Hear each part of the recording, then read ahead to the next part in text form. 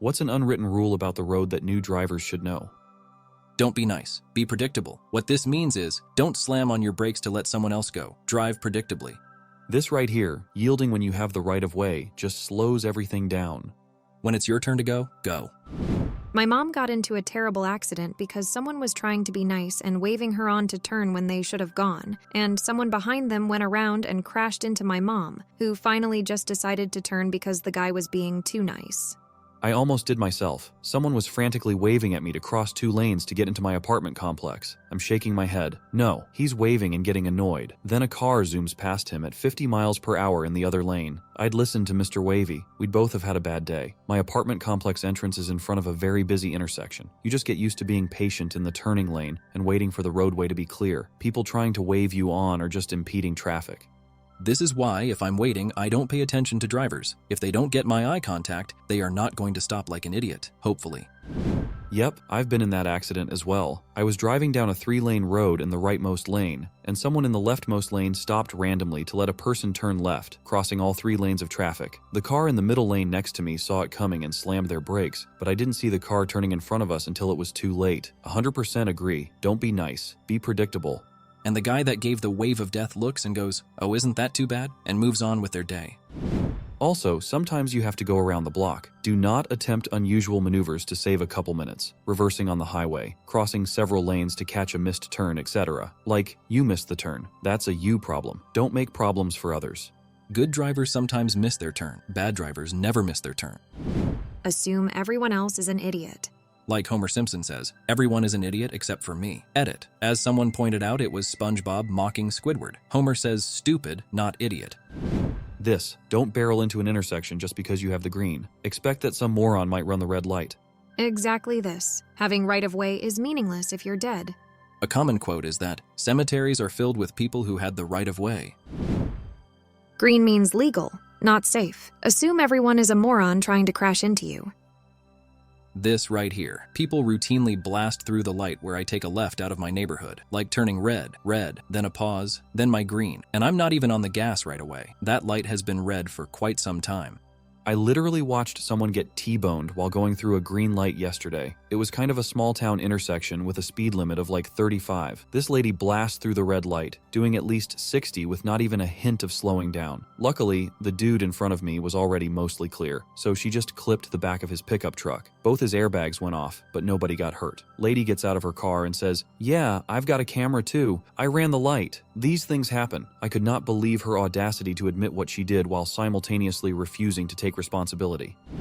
My mom was in a similar accident Saturday. Luckily, her boyfriend saw the car at the last second and accelerated. Otherwise, they would have hit her door straight on. She ended up in ICU with 7 broken ribs and had surgery to plate 5 of them on Tuesday. She's recovering very well, luckily. Had he not hit the gas, she wouldn't be here. They were in a small little Subaru and the chick that ran the light was in a big Suburban or something. Her insurance, thank God she was insured, is gonna be paying out the ass. This is why I always look left, right, left again before crossing any intersection. Why do idiots always drive the biggest, most dangerous vehicles? Merging onto a highway, interstate, should be a very active process. Try to match the speed of traffic and fit into an open slot. Don't slow down to a crawl and wait for a wide berth. It's the merging lane, not the wait your turn lane. Unless there's a yield sign on the ramp with no merge area, then it is specifically a wait your turn lane. I think we should lump in reading and understanding traffic signs in with this, because you're right. Get up to speed as quick as possible too. Don't go crawling down the thing and then just barely hit 50 at the end of it. If you do that, you're a moron. It's so much easier if you're already at 65 or more halfway down the ramp. Don't trust a turn signal. But also, don't trust the absence of a turn signal. In general, just assume the worst from everyone.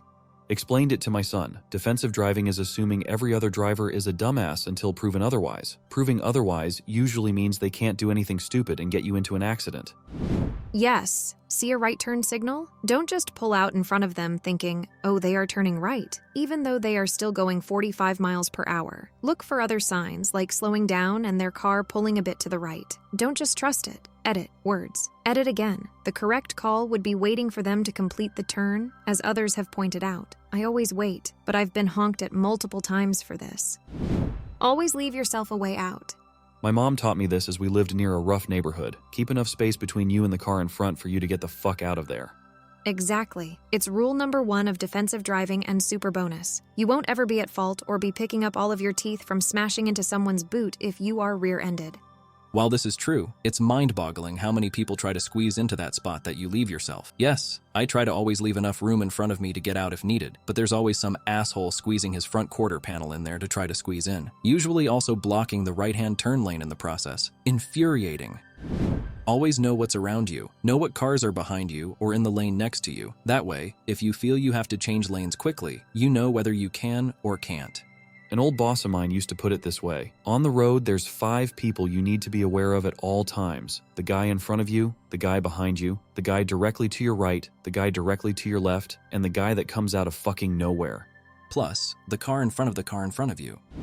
This needs to be higher up. I cannot tell you how many times I've been in the car with a relative that uses their phone all the time while driving and almost crashes us into something. Like, if you can't focus on everything and your phone, maybe you shouldn't be looking at the phone. The whole "I do this all the time" excuse is tiring. Just because you do it doesn't mean you do it well. For the love of God, turn off your brights when you're behind someone else. I don't know if it's just me, but a lot of modern cars have headlights of Satan's anus. It is physically painful in my eyes to drive at night for me now. Are you telling me Satan's anus lights up? Keep your cool. Road rage kills. I was a passenger during a road rage incident and the other car was shooting at the car I was in. Luckily, neither of us were hit. I'm still afraid of being in a car sometimes. Almost 20 years ago, some dildo pulled a rifle on me over some road rage. The guy had done similar stuff in the past and ended up getting 7 years in prison. He got out after a few years, and there was a solid 6-month period when I was paranoid as fuck, just waiting on the dude to show up at my house or something. So yeah, I also know what it's like to get PTSD from road rage, lol. If it's raining, put your goddamn lights on, no matter the time of day. Correct me if I'm wrong, but isn't this a written rule? Always, and I mean always, turn down your music volume when you are attempting to locate an address number or street sign. Can't see anything through all that noise. If I remember correctly, it's actually a sensory balancing thing why a lot of us have the instinct to do that. Don't cut corners. I've nearly had head-on collisions because people can't just slow down a little and turn into the lane properly. And if you are on the outside of a double turn lane, turn wide so the inner turn lane doesn't have to crash into the median, or you to make their turn. If I flash my lights towards you, and we're in a well-lit environment, this means your high beams are on, and I'm blinded by the lights of 100 suns your car is targeting me with. Also, turn your damn high beams off when driving behind other cars. My car's internal light works fine. I do not need extra interior lighting. Flashing your lights off and on at night can be used as a reminder to someone who has forgotten to turn on their headlights. Flashing your headlights can also be used to warn opposing traffic that they're approaching a police officer looking for speeders. Or that there are deer along the road for us woodsy country folks.